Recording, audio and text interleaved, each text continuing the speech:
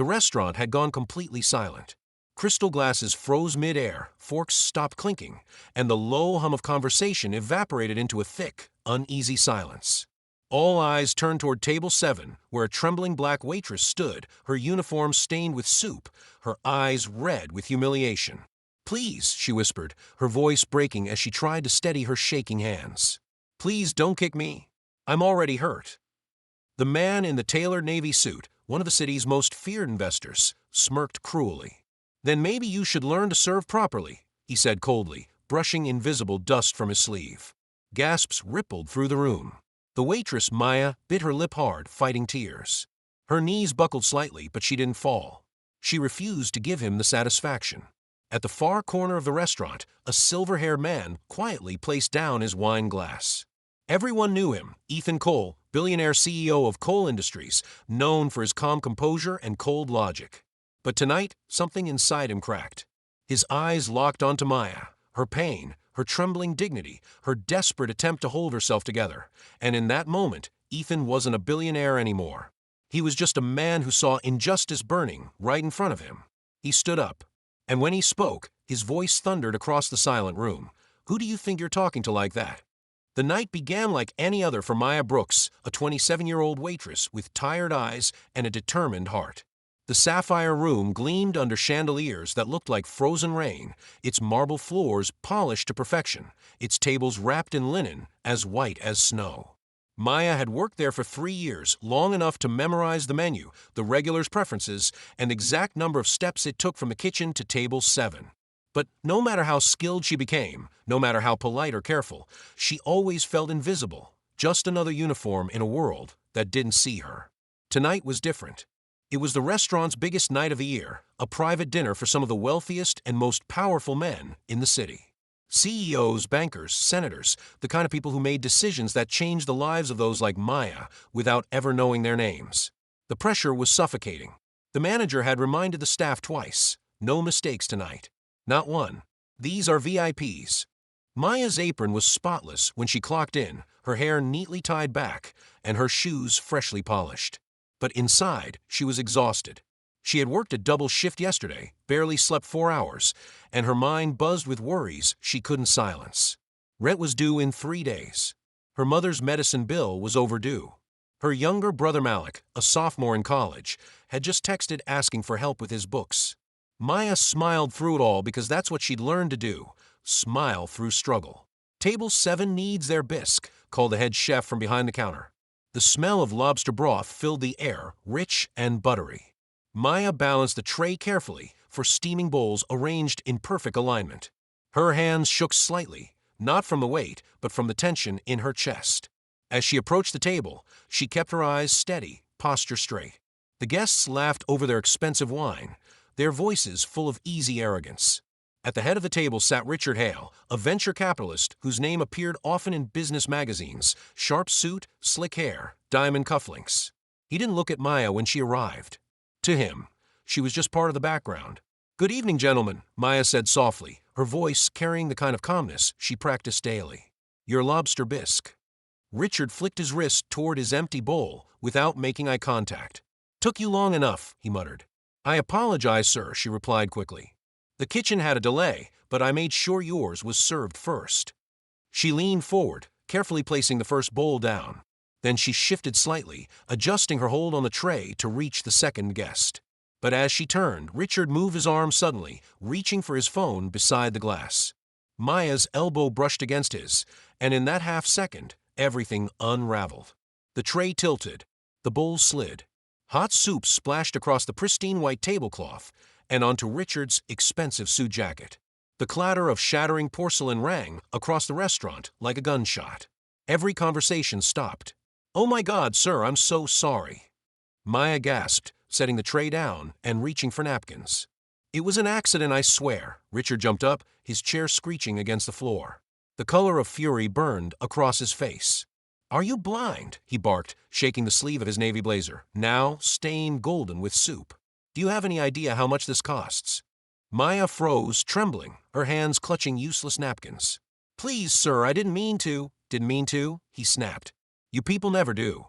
Always clumsy, always careless." The words sliced through her like glass. She heard the gasps of nearby diners, felt their stares crawl up her skin. The restaurant air grew thick and suffocating. She could barely breathe. I'll get the manager," she whispered, voice shaking. "You'll do nothing," he shouted, stepping closer. "I should have you fired right now." Maya's lip quivered. She stepped back, blinking away tears. "Please, sir, don't yell at me. I didn't mean." Her words caught in her throat. Her chest ached.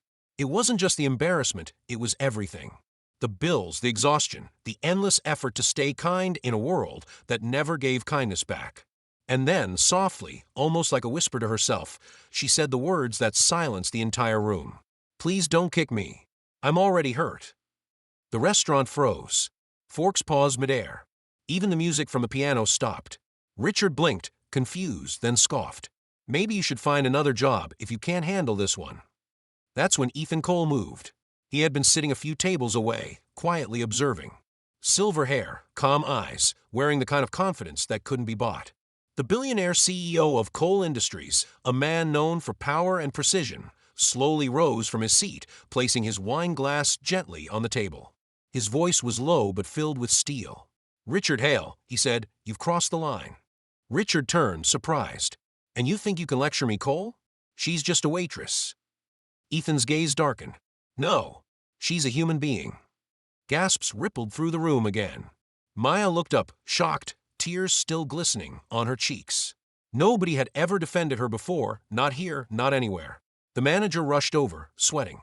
"Mr. Cole, Mr. Hale, please, let's not make a scene." Ethan didn't look away.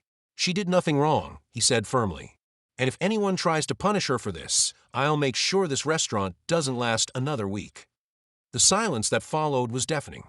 Richard's jaw tightened, his arrogance faltering. Ethan turned to Maya, his voice softening instantly. "What's your name, miss?" Maya," she whispered. "Maya," Ethan said gently, "you did nothing wrong." The kindness in his tone broke something inside her, a fragile wall she'd built to survive. For the first time in years, Maya felt seen, not as a waitress, not as a mistake, but as a person. And that simple act of compassion would soon change both of their lives forever. The restaurant had not yet recovered from what had just happened. The once lively chatter had been replaced by a low hum of discomfort. Waiters pretended to be busy, eyes darting nervously between the tables, while the guests whispered behind their napkins. The air felt heavy, charged with guilt and shame that no one wanted to acknowledge. And in the middle of it all, Maya Brooks stood frozen, her tray still on the floor, her hands trembling, her heart beating unevenly in her chest. Richard Hale had stormed out moments ago, his expensive shoes echoing sharply across the marble floor. The double doors slammed behind him, leaving a trail of tension and murmured disapproval. But Maya didn't feel relief, she only felt small. Her body was shaking, her throat tight. She wanted to disappear, to melt into the ground, and never be seen again. Then she heard the voice, calm, deep, and reassuring. "Hey," said Ethan Cole, approaching her slowly. "Don't cry. You didn't deserve that." Maya blinked hard, struggling to hold back tears that had already broken free. "You don't understand," she whispered, voice trembling. "People like him, people like that, they get to treat us however they want. And we just have to take it." Ethan's chest tightened. He could see it in her eyes, that tired, broken look of someone who'd been stepped on too many times and had learned to endure it in silence. "I understand more than you think," he said softly. She glanced up, startled by the sincerity in his tone. "You understand." He gestured toward an empty table in the corner. "Sit down," he said gently. Maya hesitated, glancing nervously toward the manager's office. I'll get fired if they see me sitting." "You won't," Ethan said firmly. "Not while I'm here." For a moment, she didn't move. Then, something about the calm authority in his voice made her obey. She sat down slowly, her trembling hands folded tightly in her lap. Ethan sat across from her, his expression unreadable but kind. For a long moment, he didn't say anything. He simply studied her face, the exhaustion in her eyes, the quiet strength hiding behind the fear. Finally, he spoke. "When I was 16, he began, his voice low and steady, "I worked in a diner like this one. Small place. Sticky floors, cracked booths, old jukebox in the corner. My mom was sick back then, really sick. Every dollar I made went toward her medicine." Maya listened quietly, surprised. One morning, he continued, I spilled coffee on a customer's shirt. He was wearing a suit, cheap but clean. He stood up, looked at me, and said I was trash. That I'd never be anything in life. The whole diner went quiet. I remember just standing there, burning inside, but I couldn't say anything. Maya frowned, her heart twisting. That really happened to you? Ethan nodded slowly. Yeah. That day, I made a promise that if I ever got to a place where people listened to me, I'd make sure no one else had to feel that small again. Her lips trembled. So that's why you stood up for me. Ethan looked at her with quiet intensity. Because I know what that pain feels like, Maya. It doesn't go away easily. The words hit her deep, not because they were dramatic, but because they were true. Her entire life, Maya had faced silent humiliations, the looks, the tones, the assumptions. People like Richard Hale never saw her as a person, only as a shadow passing by. But in that moment, across from a man whose name she'd seen on magazine covers, she finally felt seen. Her voice broke. You don't know how much that means to me, Mr. Cole. People, they don't usually step in. They just watch. Ethan's expression softened. I noticed that too. The silence hurts more than the insult sometimes. Just then, the restaurant manager rushed over, his forehead slick with sweat. Mr. Cole, I'm terribly sorry for what just happened, he stammered. We'll, handle the situation properly. Ethan turned to him sharply, his tone calm but commanding. Handle it properly? You mean punishing Maya for something that wasn't her fault? The manager froze. And no, of course not, sir. The only one inconvenienced here was her, Ethan said firmly. If she's disciplined for this, your restaurant will lose more than one customer. The manager's face went pale. Yes, sir. Of course, sir. He nodded quickly, then hurried away, muttering orders to the staff. Maya exhaled shakily. Thank you, she said in a whisper. You didn't have to do that. Ethan smiled faintly. You deserve respect, Maya. Always remember that. No one gets to take your dignity away. For the first time that night, Maya smiled, a small, fragile smile but real. You're not like the others, she said softly. Most people with power don't notice us. He leaned back, his eyes thoughtful. Maybe that's why the world's broken. Too many people stop looking at each other. The restaurant had started to return to normal. Conversations picked up again, cautious laughter filled the air, and the pianist resumed playing softly in the corner. But for Maya, everything had changed. The humiliation still burned, but something new had been born inside her, hope. As she stood to return to work, Ethan said quietly, I'm not done with this, Maya. People need to be held accountable for how they treat others. She blinked. What do you mean? You'll see, he said with a faint smile. I don't let injustice walk away easily. And as Maya walked back to the kitchen, her heart still aching but somehow lighter, she didn't know that this one night, one act of kindness from a man she'd only known from headlines, would ripple through both of their lives in ways neither could have imagined. For Ethan, it stirred memories he'd buried long ago. For Maya, it awakened courage she didn't know she had. And both of them, in different ways, had just stepped into a story that would change them forever. That night, after the chaos had faded and the guests had gone, the sapphire room stood nearly empty, quiet, except for the distant clatter of dishes being washed and the faint hum of the air vents. The floor gleamed, the lights dimmed low, and in one corner, Maya Brooks sat at a small staff table, staring at her hands. They were still trembling. No matter how many times she wiped her palms on her apron, she couldn't stop them from shaking. She replayed the moment over and over in her mind, the spill, the shouting, the look of disgust on Richard Hale's face. Every detail was burned into her memory like a cruel brand. She wished she could erase it. But even more haunting was the sound of her own voice, trembling and broken. Please don't kick me. I'm already hurt. Those words had come from somewhere deep inside her, a place she tried hard to keep locked away. A shadow moved beside her. You okay? Maya looked up. It was Lena, another waitress, and her closest friend at work. Her blonde ponytail was messy, and her expression was full of concern. I don't know, Maya whispered. I just want to disappear. Lena sighed and sat down across from her. You shouldn't. What happened tonight wasn't your fault. Everyone saw that guy being a jerk. Yeah, but they also saw me, Maya said, her voice cracking. Crying. Begging.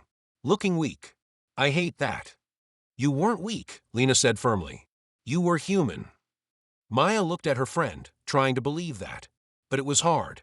She'd spent her whole life trying to be strong, strong for her sick mother, strong for her brother, strong for herself when the world didn't give her space to breathe. But tonight, her strength had shattered in front of strangers. Then she thought about Ethan Cole, the man who stood up for her when no one else did. She didn't know why he'd done it or what kind of man he truly was, but when he looked at her, it wasn't pity she saw.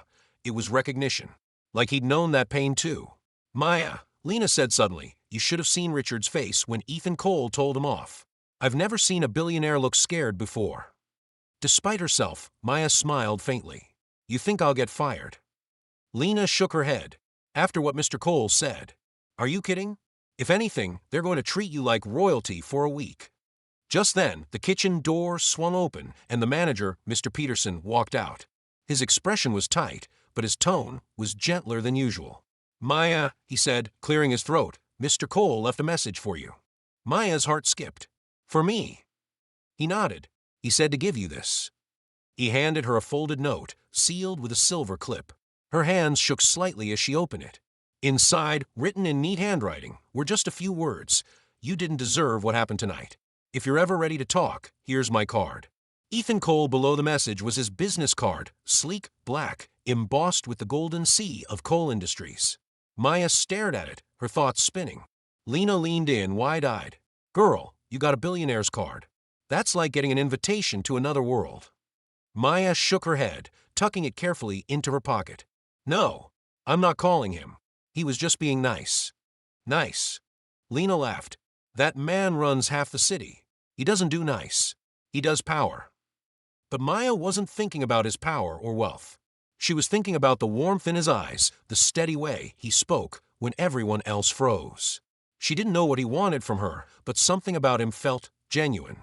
Later that night, after she clocked out, Maya walked home through the chilly air. The streets were quiet, the city lights shimmering on the wet pavement. Her little apartment sat above a laundromat, the hum of the dryers below lulling her like white noise. When she unlocked the door, the smell of burnt noodles hit her. "Malik," she called out, "you burned dinner again." Her younger brother appeared from the kitchen, laughing sheepishly. "I swear it wasn't my fault. The noodles attacked first." Despite her heavy heart, Maya laughed. "You're hopeless." Malik grinned, then frowned when he saw her face more clearly. "Hey, what happened? You look like you've been crying."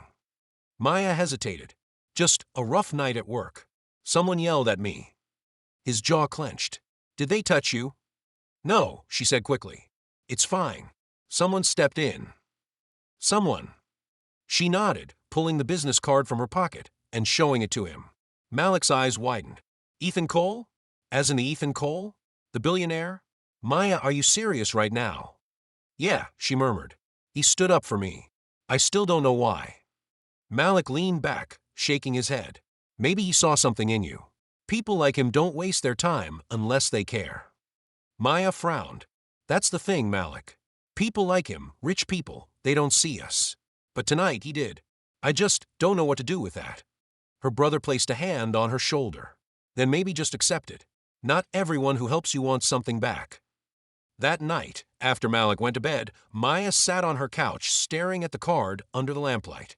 She thought of Ethan's story, the boy who spilled coffee, the man who'd built an empire, the stranger who looked at her like she mattered.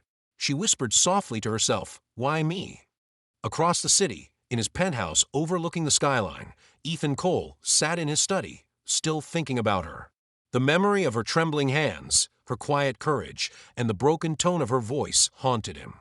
He poured himself a glass of whiskey, but didn't drink it. Instead, he picked up his phone and dialed number. "Richard Hale," he said coldly when the line connected. "We need to talk about what happened tonight. And if you think you're walking away from it, you're mistaken." Outside, thunder rolled over the city. Two very different lives had collided, and neither of them knew it yet, but that single night at the Sapphire Room was only the beginning. Morning sunlight spilled weakly through the blinds of Maya's small apartment, cutting across the cracked wallpaper and the half-finished mug of tea on the table. She had barely slept. Her mind kept replaying the previous night like a film she couldn't turn off, the shouting, the humiliation, and then Ethan Cole's voice cutting through the chaos like thunder. She tried to tell herself to forget about it, that men like him lived in another world entirely, but the image of his steady gaze wouldn't leave her alone. It wasn't just kindness. There had been something else in his eyes, something raw and familiar. The sound of clattering dishes came from the kitchenette. Malik was making breakfast, humming off-key to a song only he seemed to know. He turned as she walked in, still in her uniform from the night before. "Hey, look who finally decided to wake up," he teased lightly. "You've been out of it since you came home." Maya forced a small smile and sat down. "Just tired. You know how the restaurant gets." Malik flipped a pancake with unnecessary flair. "You mean how people there act like they're gods and we're their servants?" "Yeah, I've heard the stories." Maya didn't respond. She picked at the edge of her sleeve, her thoughts heavy. After a few minutes, Malik glanced over. "You're thinking about him, aren't you? The guy who stood up for you." Maya looked up sharply. "What makes you think that?" "Because you've been staring at your coffee like it owes you an apology." She sighed. "He gave me his card." Malik grinned. "And you haven't called him yet? Girl, if a billionaire gives you his number, you don't wait." "It's not like that," Maya said quickly. "He's just someone who saw something bad and tried to help. That's all." But even as she said it, her voice wavered. Deep down, she knew this wasn't over. Something about Ethan Cole's involvement felt unfinished, as if life had placed them on a path neither of them had planned. Across town, in the sleek glass tower of Cole Industries, Ethan sat in his office, staring at a photo on his desk. It was old and worn, a faded image of him and his mother standing in front of a small diner, both smiling despite the exhaustion in their eyes. He ran a thumb over the picture, lost in thought. His assistant, Rachel, entered the room.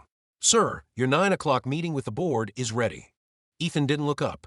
"Cancel it." Rachel blinked. "Cancel? But sir, reschedule it. Tell them something came up." Rachel hesitated, then nodded and left quietly. Ethan leaned back in his chair, his jaw tightening. His phone buzzed with a new email, a report from his legal department. He opened it and read the first line. Subject, Richard Hale, confidential review, requested. His eyes narrowed. He had ordered a background check on Richard after the incident. The report detailed multiple complaints from restaurant staff, former assistants, and even a few low-level employees from his own company, all silenced with money or threats. It was a pattern. Ethan's blood simmered. "So this isn't new," he muttered under his breath. He'd seen this kind of arrogance before, men who thought power gave them the right to humiliate others. But something about Richard's behavior toward Maya had hit a nerve deeper than logic. It wasn't business anymore. It was personal. He picked up his phone and dialed a number. "It's Ethan Cole," he said when a deep voice answered. "I need a favor, and I want it done quietly." Later that afternoon, Maya arrived at work dreading the whispers she knew would follow. The moment she stepped through the door, heads turned. A few waiters gave her sympathetic looks, others just avoided her eyes. The manager, Mr. Peterson, called her into the office. "Maya," he began awkwardly, "I want you to know what happened last night was unfortunate. But Mr. Hale has a lot of influence. It's best if we all move on." She frowned. "Move on? He humiliated me in front of the whole restaurant." He sighed. "I understand that, but this isn't the kind of place where we can make enemies like him." "Be thankful Mr. Cole intervened. Just keep your head down for a while, okay?" Maya stood still, the words sinking in. "Keep your head down." The phrase she'd heard her whole life. She gave a short nod and walked out without another word.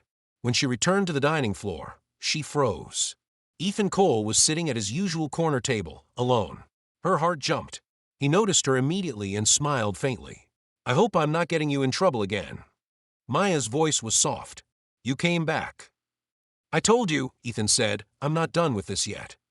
She approached cautiously. "You didn't have to." "I know," he interrupted gently. "But I wanted to." He gestured toward the chair across from him. "Sit." Maya hesitated, glancing around nervously. "The manager might." Ethan's tone was calm but firm. "The manager won't say a word." When she sat down, he leaned forward, resting his elbows on the table. "You told me last night that people like Hale get to treat others however they want. You were right, but that doesn't mean they get to keep doing it." She blinked. "What are you saying?" "I'm saying I filed a formal complaint against him," Ethan said. "Not just for what he did to you, for what he's done to others." Maya's eyes widened. "You didn't have to do that for me." Ethan smiled softly. "Maybe I didn't have to. But I wanted to make something clear. Respect isn't a privilege of the rich, Maya. It's a right." Her throat tightened as she looked at him. "You really meant what you said last night." "I always mean what I say." For a long moment, They sat in silence, the noise of the restaurant fading around them. There was a wait between them, not romantic, not yet, but human. Two people, from worlds apart, bound by a shared understanding of pain and dignity. When Ethan finally stood to leave, he placed a small white envelope on the table. "For your mother's medicine," he said quietly. Maya stared at it, speechless. "I can't take this." "It's not charity," he said. "It's gratitude. You reminded me who I used to be." And with that, he walked away, leaving Maya staring after him, her heart trembling with something she couldn't yet name. Outside, the city wind howled softly, like a storm gathering strength. Neither of them knew it yet, but this storm, born from kindness, anger, and old wounds, was about to change everything. That night, the city pulsed with rain. Neon lights bled into puddles, and the sound of thunder rolled, like a warning, in the distance. Maya sat on her couch, her mother's medicine bottles spread out before her. The envelope Ethan had left sat unopened beside them, the white paper catching every flicker of lightning through the window. She'd told herself not to open it, that taking money from a billionaire, no matter how kind he seemed, would make her feel small again. But as her mother coughed weakly in the next room, Maya's hands trembled. She finally tore the seal. Inside was a neat stack of bills and a short note in Ethan's elegant handwriting, "For your mother's strength and yours. E.C." Tears blurred the ink as she read it. No one had ever helped her without expecting something in return. But this felt different. Genuine. She pressed the note to her chest and whispered, "Thank you," though he couldn't hear it. Meanwhile, in his penthouse high above the city, Ethan Cole stood by the floor-to-ceiling window, watching the rain streak down the glass. He hadn't been able to get Maya's face out of his head, the quiet strength in her eyes, the way she stood her ground even when the world was cruel to her. Rachel, his assistant, entered quietly with a tablet. "Sir, there's something you should see," she said, her tone cautious. She handed him the device, and Ethan's brow furrowed as he read the headline, "Coal Industries Executive Under Fire for Harassment Claims." The article detailed Richard Hale's misconduct, citing anonymous testimonies from former employees and staff. The company's reputation was taking a hit fast, and the board was demanding immediate action. Ethan clenched his jaw. "So it begins," he muttered. Rachel hesitated. "Sir, some board members are blaming you for this going public. They think you leaked it." Ethan turned to face her. "Maybe I did. Maybe I didn't. But it's about time someone did something." Rachel swallowed hard. "And if this brings you down too?" He gave a faint, humorless smile. "Then I'll go down doing what's right." She didn't reply, but for the first time in years, Rachel saw in her boss not the billionaire CEO, but the man who'd once built everything from nothing, the boy from the diner who'd promised his mother he'd never forget where he came from. The next morning, chaos erupted at the restaurant. Reporters crowded the street outside, cameras flashing as employees whispered nervously. Maya pushed through the crowd, confused, until she saw Richard Hale storming out of the building, shouting into his phone. "Get me my lawyer," he barked, ignoring the journalists' shouting questions. "This is a setup. I'll sue every damn one of them." When he saw Maya, his eyes flared with rage. "You," he spat. "You think you can ruin me? You and your billionaire savior." Maya froze, her heart pounding. "I didn't do anything." "The hell you didn't." Richard roared, stepping closer. "You think I don't know he's behind this? You're just a pawn in his game. You'll regret this, girl." Before she could respond, a firm voice came from behind him. "That's enough." Ethan Cole stood there, flanked by two security guards. His expression was calm, but his eyes burned with steel. "You're done, Richard." "You think you can fire me?" Richard sneered. "I helped build this company." Ethan's tone dropped to a quiet, dangerous calm. "You helped poison it." He stepped closer, lowering his voice so only Richard could hear. "And now you're going to answer for every person you've hurt." The reporters caught every flash of the confrontation, the fallen executive trembling before the man who once trusted him. Richard's face twisted in fury as security escorted him to a waiting car. The moment he was gone, the air seemed to lighten, though Maya still stood frozen. Ethan turned to her, rain beginning to fall around them. "You okay?" She nodded weakly. "I didn't mean for any of this to happen." "You didn't cause this," Ethan said gently. "You exposed what was already there." "But now everyone's looking at me," she whispered, glancing at the cameras. "They'll say I started it, that I used you." Ethan took a step closer. "Let them talk." The truth doesn't need to shout, Maya. It just needs to stand. His words lingered in the air like the calm before a storm. And in that moment, amid the flashes, the noise, and the chaos, she realized that this man wasn't just fighting for justice. He was fighting for her dignity. Later that evening, they met again, not at the restaurant, but at the small diner where Ethan used to work as a boy. It was quiet, nostalgic, with the smell of coffee and old vinyl seats. "This place," Maya said softly. "It feels like home." Ethan smiled faintly. "It was. My mom worked double shifts here. I washed dishes in the back until I was 16. Maya looked at him with surprise. "You? The Ethan Cole?" He chuckled. "Before the suits and skyscrapers, yeah. We didn't have much, but she taught me one thing I never forgot: never look down on someone who's trying." Maya's eyes softened. "She raised a good man." His voice wavered slightly. "She tried. But somewhere along the way, I lost that boy. Last night, you reminded me he's still in there." Silence stretched between them, gentle but powerful. The rain outside had slowed to a drizzle, tapping softly against the windows. Then Ethan leaned forward slightly, his tone sincere. "Maya, I don't want this to end with a thank you or a headline. You have potential, intelligence, courage, heart. I want to help you grow. Not as a charity case, but as someone who deserves a chance." Her eyes widened. "What do you mean?" "I want you to come work for me," he said simply. "At Cole Foundation. We fund education and community projects. You'd fit perfectly." She hesitated, her mind spinning. "I don't know, Ethan. I'm just a waitress." He smiled softly. "No, Maya. You're a survivor. And survivors make the best leaders." Her throat tightened as tears welled in her eyes. For the first time in years, she felt seen, not as someone struggling to get by, but as someone worthy. As they left the diner, the clouds finally broke. The city glistened under the faint glow of dawn, and for the first time in a long while, both Maya and Ethan felt the same quiet thing rising in their chests: hope. The storm had broken, but in its place, something new was being born. The weeks that followed were nothing short of transformative. The scandal surrounding Richard Hale had exploded across the media. Social networks buzzed with outrage, calling for corporate accountability, fairness, and change. But amid the noise, one story began to rise above the chaos: the story of a waitress and a billionaire who stood up for her. Reporters dug into the details, discovering the footage from that night: the spilled coffee, the humiliation, the words that had shattered the room. "Please don't kick me.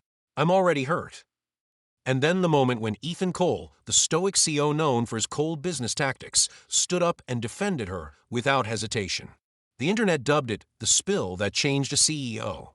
At first, Maya wanted to hide. Every time she saw her name mentioned online, her stomach tightened. She wasn't used to attention, especially not the kind that came with cameras and interviews. But Ethan had been patient. He called her often, encouraging her to stay grounded. One morning, as she walked into the Cole Foundation's headquarters, she was greeted by a large, open office filled with light and greenery. The building wasn't like any corporate tower she'd imagined. It felt human warm. And as she stepped inside, Ethan greeted her with a smile. "Welcome home, Maya," he said simply. Her breath caught. "Home." He nodded. "This is where change begins, not in boardrooms, but with people who remember what struggle feels like." That first week, Ethan had Maya shadow him closely.